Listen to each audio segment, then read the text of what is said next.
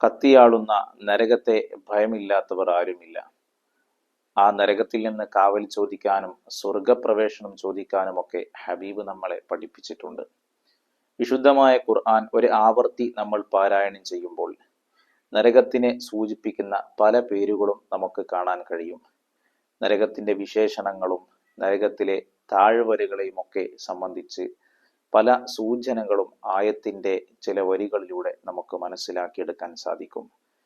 അങ്ങനത്തെ ചില പേരുകൾ എന്താണ് അതുകൊണ്ട് സൂചിപ്പിക്കുന്നത് എന്നൊക്കെയാണ് ഈ വീഡിയോയിൽ ഉൾപ്പെടുത്തിയിട്ടുള്ളത്. അള്ളാഹു കത്തിയാളുന്ന നരകത്തിൽ നിന്ന് നമുക്ക് രക്ഷ നൽകി അനുഗ്രഹിക്കട്ടെ. വിശുദ്ധമായ ഖുർആനിൽ നരകത്തെ സൂചിപ്പിക്കുന്നതിന് വേണ്ടി, നരകത്തിന്റെ സാഹചര്യങ്ങൾ വിശദീകരിക്കുന്നതിന് വേണ്ടി കൊടുത്ത ഒരു പദമാണ് വൈൽ എന്നത്. പലർക്കും വൈൽ എന്താണെന്ന് അറിയില്ല. നരകമാണ്, നരകത്തിലൊരു താഴ്വരയാണ് എന്നൊക്കെ വിശദീകരണത്തിലൂടെ ബഹുമാന്യരായ ഉസ്താദുമാർ പറഞ്ഞു കൊടുത്തിട്ടുണ്ടാവും. എന്താണ് വൈല്?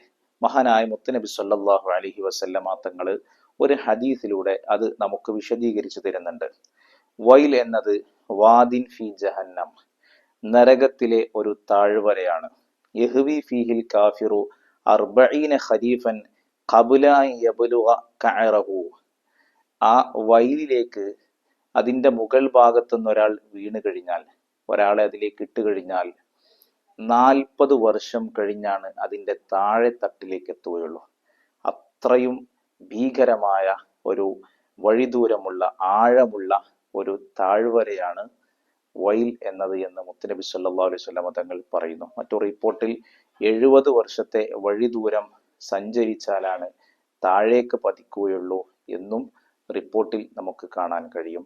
അള്ളാഹു അതിൽ നിന്ന് നമുക്ക് സലാമത്ത് നൽകി അനുഗ്രഹിക്കട്ടെ.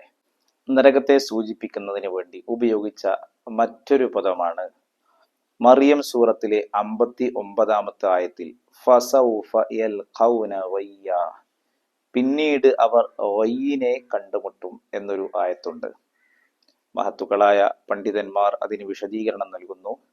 വയ്യ് എന്ന് പറഞ്ഞാൽ വാദിൻ ഫി ജഹന്നം, നേരത്തെ പറഞ്ഞതുപോലെ തന്നെ നരകത്തിലെ ഒരു താഴ്വരയാണ്. യുഖ്ദഫു ഫീഹി അല്ലദീന യത്തബിഊന അശ്ശഹവാത്ത്, ദേഹേച്ഛകളെ പിൻപറ്റുന്ന ആളുകളെ എറിയപ്പെടുന്ന, ആളുകളെ പ്രവേശിപ്പിക്കുന്ന നരകത്തിലെ ഒരു താഴ്വരയാണ്. ദേഹേച്ഛകൾ എന്ന് പറഞ്ഞാൽ നമുക്കറിയാലോ, നമ്മുടെ ശരീരം നമ്മളോട് കൽപ്പിക്കുന്ന കാര്യങ്ങൾ ഇങ്ങനെ ചെയ്യുക. എത്ര വലിയ കൊടിയ തിന്മയാണെങ്കിലും, എത്ര വലിയ പാപമാണെങ്കിലും, ഹറാമാണെങ്കിലും ചെയ്യാൻ നമ്മളുടെ മനസ്സ് പറയുമ്പോൾ, പറയാൻ നമ്മുടെ മനസ്സ് പറയുമ്പോൾ, അത് കാണാൻ നമ്മുടെ മനസ്സ് ആഗ്രഹിക്കുമ്പോൾ, മനസ്സിന്റെ ആഗ്രഹങ്ങൾക്കും താല്പര്യങ്ങൾക്കും ഒക്കെ വിധേയമായി വഴിപ്പെട്ട് ഇങ്ങനെ പോകുന്ന ആളുകളെ പ്രവേശിപ്പിക്കുന്ന നരകത്തിലെ ഒരു താഴ്വരയാണ് വയ്യ് എന്ന് മഹത്തുക്കളായ പണ്ഡിതന്മാർ വിശദീകരിക്കുന്നു. സൂറത്തുൽ കഹ്ഫിലെ 52-ാമത്തെ ഒരു ആയത്ത് വജഅൽനാ ബൈനഹും മൗബിഖ. മൗബിഖ് എന്നുള്ളതിന് ഒരുപാട് വ്യാഖ്യാനങ്ങൾ മഹത്തുക്കളായ മുഫസ്സിരിങ്ങൾ രേഖപ്പെടുത്തിയിട്ടുണ്ട്. അതിൽ ഇങ്ങനെ ഒരു വ്യാഖ്യാനം നമുക്ക് കാണാം. മൗബിഖ് എന്നത് വാദിൻ മിൻ കൈഹിൻ വദമിൻ, രക്തവും ചലവുമൊക്കെ കൊണ്ട് നിറക്കപ്പെട്ട നരകത്തിലെ ഒരു ചെരുവാണ്, ഒരു താഴ്വരയാണ് എന്ന വിശദീകരണം നമുക്ക് കാണാം. അതുപോലെ സൂറത്തുൽ മുദ്ദസിറിലെ 17-ാമത്തെ ഒരായത്ത് ഇങ്ങനെയാണ്, സൗറിഹിഖുഹു സഊദ എന്നാണ്. ഒരുപാട് വിശദീകരണങ്ങളുടെ കൂട്ടത്തിലെ ഒരു വിശദീകരണം ഇങ്ങനെയാണ്, ജബലും മിൻ നാരിൻ യുകല്ലഫു അൻ യസ്അദഹു ഫഇദാ വളഅ യദഹു അലൈഹി ദാബത് ഫഇദാ റഫഅഹ ആദത് വഇദാ വളഅ റിജ്ലഹു അലൈഹി ദാബത് ഫഇദാ റഫഅഹ ആദത്. ചുരുക്കി പറഞ്ഞാൽ നരകത്തിലെ ഒരു മലയാണ്. ആ മല കയറാൻ വേണ്ടി നരകവാസികളോട് കൽപ്പിക്കപ്പെടും. മല കയറാൻ വേണ്ടി നരകവാസികളോട് കൽപ്പിക്കപ്പെടും. അങ്ങനെ കയറാൻ വേണ്ടി അവർ കയ്യ് അത് ഉരുകി ഒലിച്ചു പോകും. കയ്യവിടന്ന് പിൻവലിച്ചു കഴിഞ്ഞാലോ അത് പഴയ രൂപത്തിൽ ഉറച്ചതാകും. കയറാൻ വേണ്ടി കാലെടുത്ത് വെക്കുമ്പോൾ അത് ഉരുകി ഒലിച്ചു പോകും. കാല് എടുത്തു കഴിഞ്ഞാലോ അത് പഴയ രൂപത്തിൽ തന്നെ ഉറച്ചതാവുകയും ചെയ്യും.